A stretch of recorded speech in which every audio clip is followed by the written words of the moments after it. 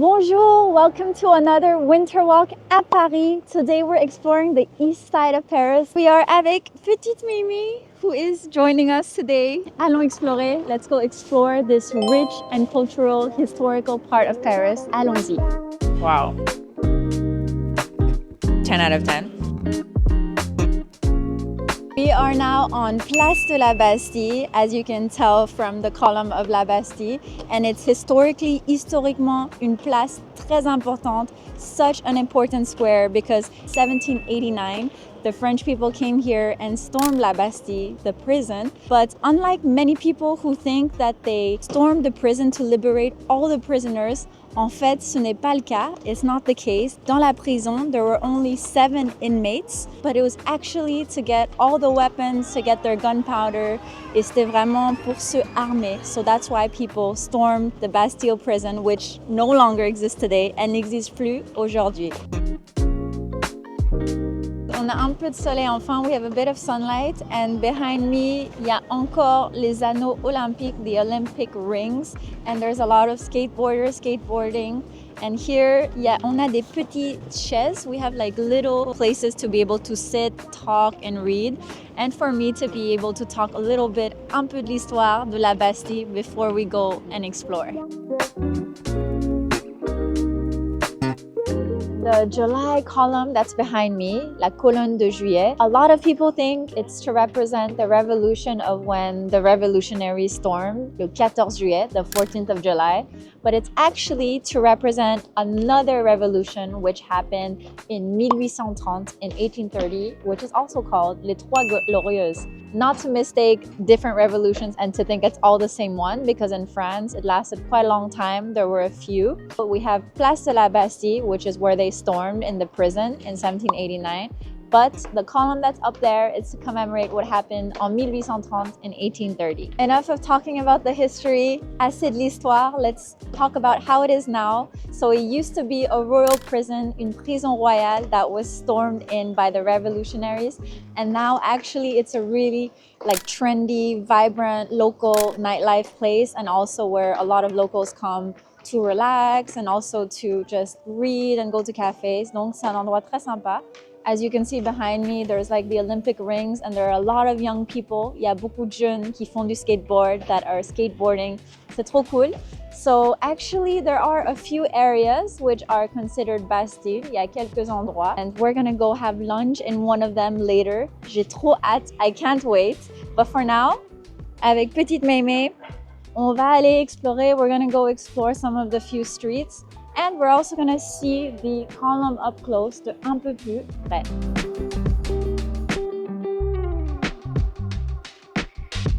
Also honors the revolutionaries at the time, parce qu'apparemment, apparently, il y a un crypte. There's a crypt inside which buried like 504 of the revolutionaries at that time. Great memory, great memorial. And aussi, c'était inspiré de Napoléon. All the way on the top, tout en haut, there's what we call le génie de la liberté, the spirit of freedom on the top. It has like chains and it's in gold.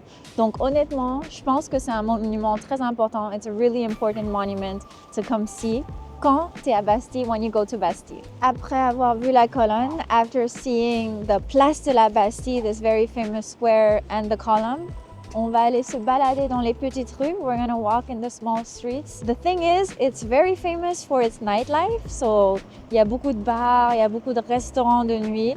But there should be some cafes. And I'm saving the best for later. Le meilleur pour après, c'est la brasserie. We're gonna go to an amazing, iconic brasserie. It's gonna be my first time. Et j'ai trop hâte. I can't wait to show you.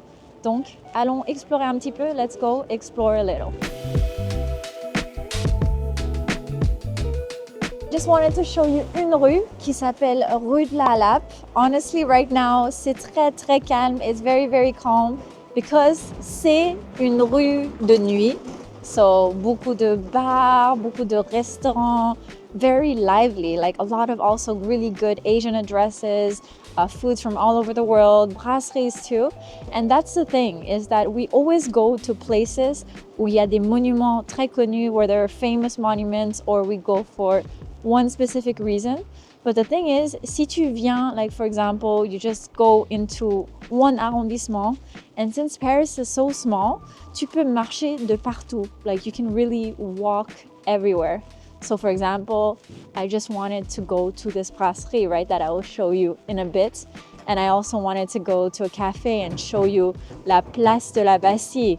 But the thing is that on the way, sur le chemin, on a vu tellement de choses, we saw so many things. Bon, là, c'est un peu plus nightlife, c'est un peu plus calme, it's a bit different, but it's just to say, like, lose yourself in Paris. Genre, vraiment, marche de partout, don't go and really, like, measure by the hour. Fais un peu comme tu le sens, genre, perds-toi dans Paris.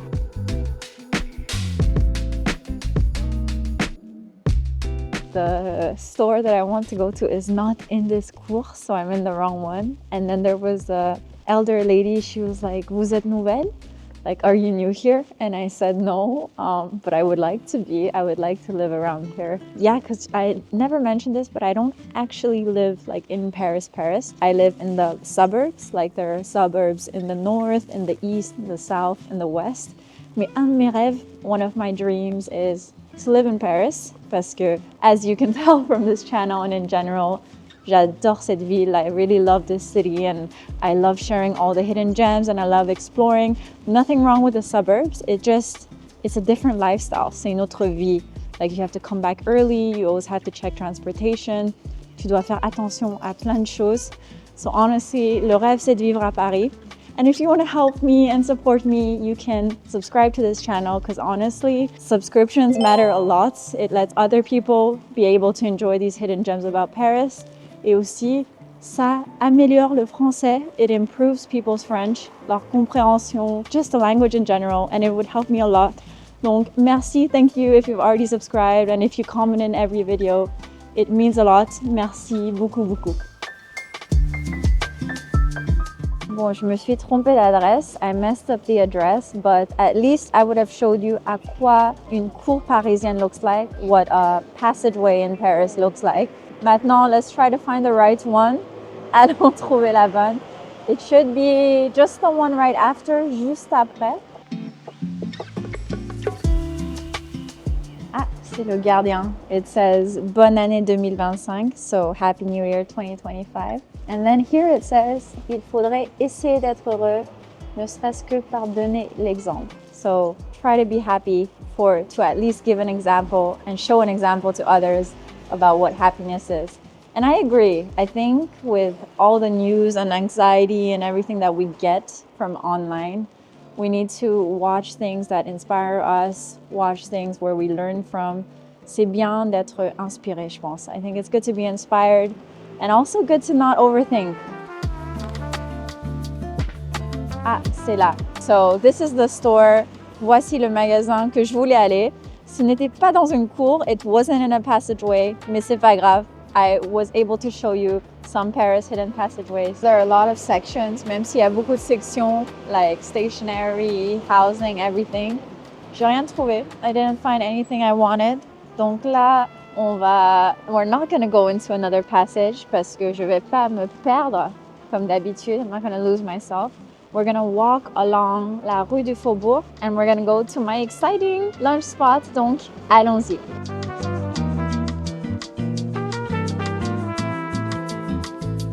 Just avant qu'on aille à la brasserie, right before we go to the iconic brasserie, it's just to say that Bastille, although it's a very like residential and very nightlife, you know, la vie de nuit, etc. I think that it's really a place worth exploring. And there are like other parts within it, including le Canal Saint-Martin, which is one of my favorite places to go in weekends. If you want me to make a video about Canal Saint-Martin, they're basically the canals that is in a certain part of Paris, not too far from here, pas très loin d'ici. It used to be a moat to protect. Et maintenant, c'est juste un endroit magnifique to have pour les cafés. It has like a hipster feeling, local feeling. Il y a des marchés, there are markets. It's such a cool place. So if there are other arrondissements, other neighborhoods in Paris that you want me to explore, dis-moi dans les commentaires, tell me in the comments. And I'm thinking that we're gonna go to the Brasserie now, but when we go out, it's probably gonna be like 4 or 5 p.m. Il fera nuit. If I haven't introduced myself yet, je m'appelle Gabrielle. My name is Gabrielle. I absolutely love France and I love Paris and I love sharing about like French culture and Paris hidden gems and showing you the different neighborhoods, not just La Tour Eiffel and Arc de Triomphe, but really knowing local life here. I explore places with Petite Mémé. Elle est un peu fatiguée. She's a little tired right now. Moi aussi, actually, because it's still my day off. C'est quand même mon week-end. Mais j'adore vous faire découvrir Paris. I love letting you discover Paris. So I'm looking forward to vos commentaires, to your comments. And if you haven't followed me on Instagram, I will link that as well. I speak in English and I teach very easy French expressions for those of you that want to improve your French or that want to get better in French. Donc, merci beaucoup. Thank you so much. Et allons manger. Let's go eat.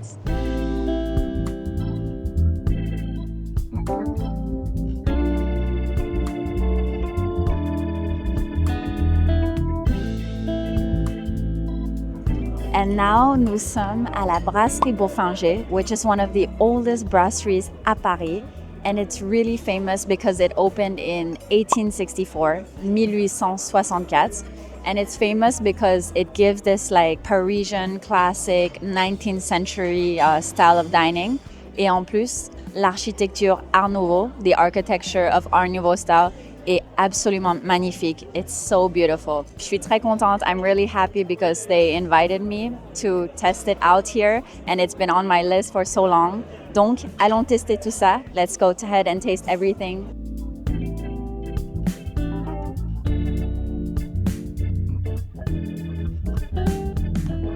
We even got un peu de pretzel. Pretzels are like typical from la région d'Alsace, this region. Il y a un peu de gros sel, which means big salt. I still think it's a bit dry. That's why I'm not the biggest fan of pretzel. Un peu sec, mais c'est bon.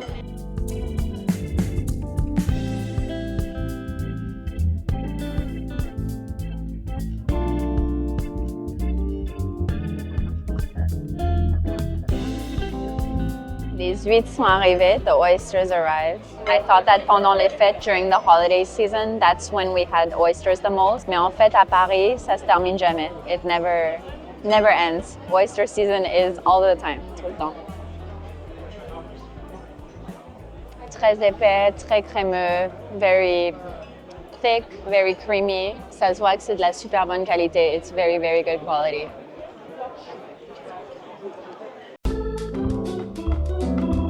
Here, on a le pain, le vinaigre, which is vinegar and onion, and le beurre demi-sel, which is the salted butter. It's my favorite. Et en fait, it looks like a candy, mais c'est du beurre. It's butter that you open up like this. Tu prends ta tartine, you take your bread,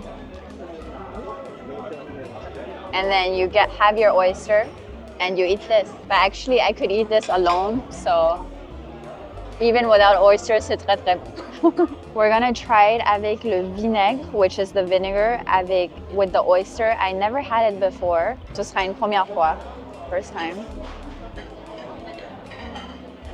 On voit le vinaigre, which is the vinegar, avec les échalotes, which is the onion. I think I prefer lemon though, but essayons. Let's try.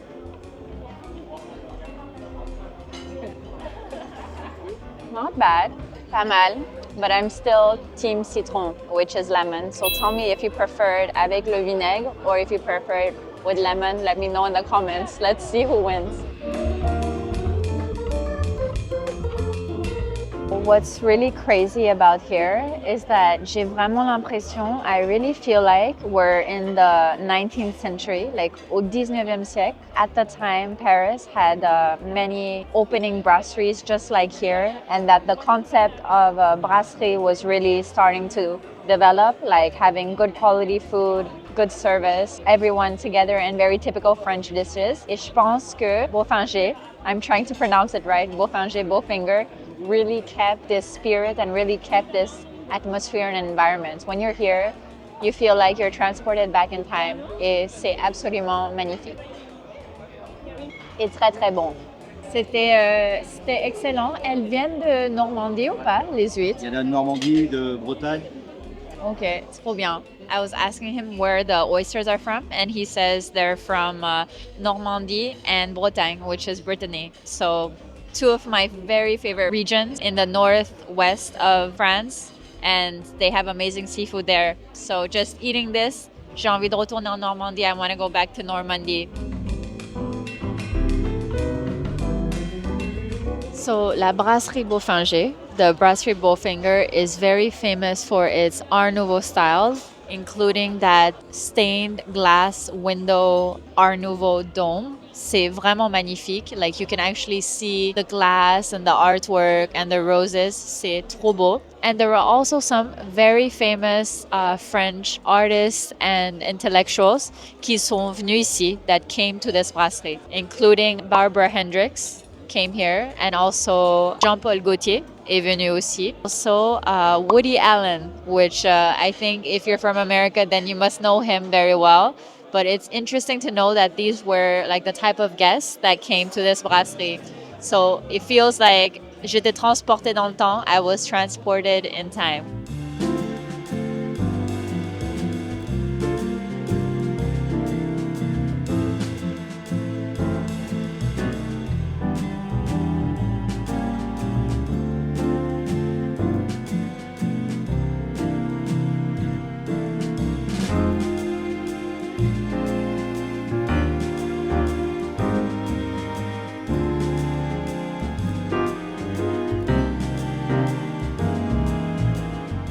Wow, so ils viennent de nous servir le filet de bœuf Chateaubriand, which is like the fillet of steak of Chateaubriand. I wasn't expecting to see such an amazing like cooking show. I felt like I was in a cooking show because actually ils l'ont flambé au cognac. And cognac is a high quality brandy that's from a region in France called Cognac, and it's made from like a certain type of white grapes. Mais c'est très bon aussi, très fort. But it's the first time that I see it avec un steak. Ils l'ont flambé, and then after with that rest of cognac, they used it to make the pepper sauce, la sauce au poivre. Donc, allons goûter ça. Let's go try this. Wow, c'est saignant. Je mets un peu de sauce au poivre. I put some pepper sauce. Ça fond dans la bouche. On sent bien le poivre. We really feel the pepper. A bit of the cognac brandy, mais c'est très bon. I can't wait to try la choucroute, which is a specialty d'Alsace.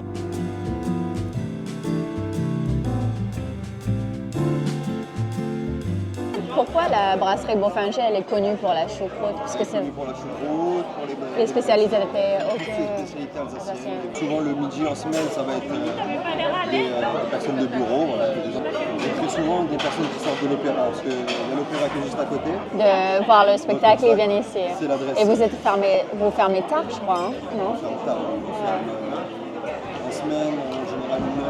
Ah ouais, vous fermez 1h, ouais. Le dimanche plus tôt, le dimanche c'est 23h. Ok. Bah, merci beaucoup. La choucroute just arrived, which is the dish that I ordered. And actually, la choucroute, c'est typique alsacien. It's typical, like from a dish from Alsace, which is the region that most of the dishes are from. En fait, la choucroute, c'est fait avec du sauerkraut. So it's like a fermented cabbage. Et il y a aussi plein de types de viande, many types of meat. So we have like la saucisse, sausage, on a du lardon, we have like pork, et on a des patates.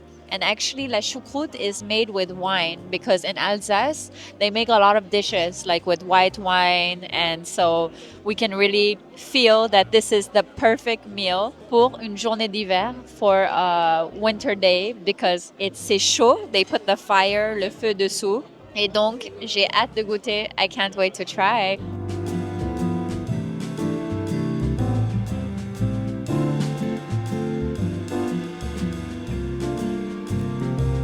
Allons goûter, let's try. First time I tried this dish, I actually thought it was too heavy. C'était trop lourd. But I think once you appreciate like the saltiness of the meats and also the sourness of the fermented cabbage et la sauce faite de vin, the sauce which is made from wine. Je trouve que c'est un très bon mélange. It's a really good mix. Et honnêtement, I hadn't had Alsace food all winter until now. Donc, c'est vraiment la choucroute parfaite. The perfect choucroute is in la Brasserie Bofinger.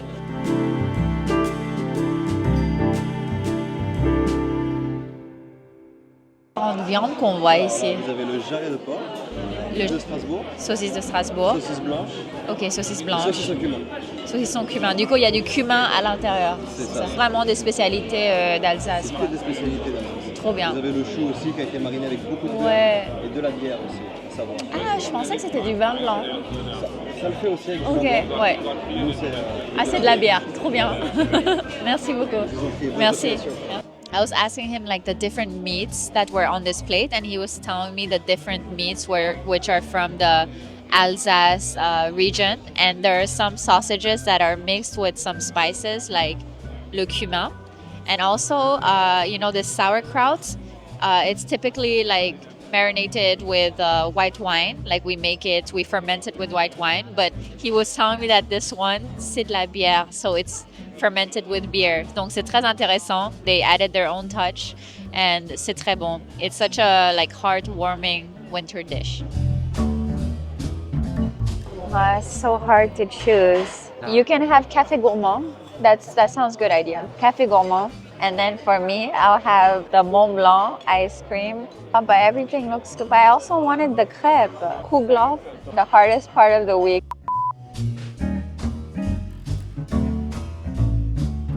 Notre premier dessert, c'est le dessert de la glacerie, which is like the ice cream maker of the very famous Brasserie Le Procope.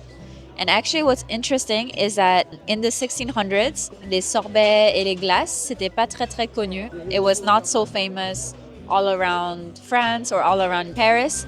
And la glacerie de Le Procope, this ice cream place, wow, trop bon. This ice cream place actually popularized it and made it more famous at Paris. I'm a big fan of les marrons, which is like chestnuts. And so I got the one that is called Mont Blanc. So they probably have chestnut cream. They have les marrons glacés, which is like candied chestnuts, qui est super bon. Very, very good. En deuxième dessert, in second dessert, on a une pavlova, which is actually from, I think, New Zealand or Australia. And it came to France, and now it's a dessert that French people love too. Donc la base, the base is made from meringue, and then they add whipped cream. This one is made avec des fruits exotiques, so with exotic fruits, but it can also be like red fruits like strawberry and everything. And là, c'est le café gourmand, very typical French. So check out mon Instagram to know about that. Donc allons goûter le premier. Let's go taste the first one. I was asking him, how do you eat it? Do I pour it on? And he said, tu prends la glace et tu le trempes dedans. So you take the ice cream and then you put it in. Donc, on va faire ça. We're gonna do that. On va prendre un peu de glace, un peu de crème chantilly, un peu de meringue, and a bit of marron. Look at that. Regarde-moi ça. And then, je le mets dedans. Wow. Excellent. Trop bon. Hot chocolate sauce avec la glace, which is very cold. The contrast, délicieux. Oh my gosh. And with the marron glacé, I've never had it like in a dessert. I usually buy it by itself. I rarely buy it by itself because these candied chestnuts are super expensive, sont assez chers. Prochain dessert. Next dessert. I could do like a testing of desserts all day. Allons goûter la pavlova. As I was saying, il y a de la meringue, there's meringue, il y a du sirop de fruits et il y a de la crème chantilly. Not as wow as the one I just had. This is really 10 out of 10. But I feel like for someone that's never tried this dessert, like including me, I've never had the exotic fruit. It's quite nice and it's not too heavy because il y a la crème. And if you're super undecisive, you never know what dessert you want, go for the smart option. Café gourmand, which you have plein de petits desserts, a lot of little desserts que tu peux tout goûter. I also have my infusion, because I didn't want to have tea parce que c'est un peu fort and it's the end of the afternoon, so boire un peu de tilleul. What is tilleul in English? If you know what it is, let me know in the comments. I know it's a type of plant, but I wouldn't know how to say it en anglais. Très très bon. Let's have all the desserts before I give you my real opinion of cette brasserie Bofinger.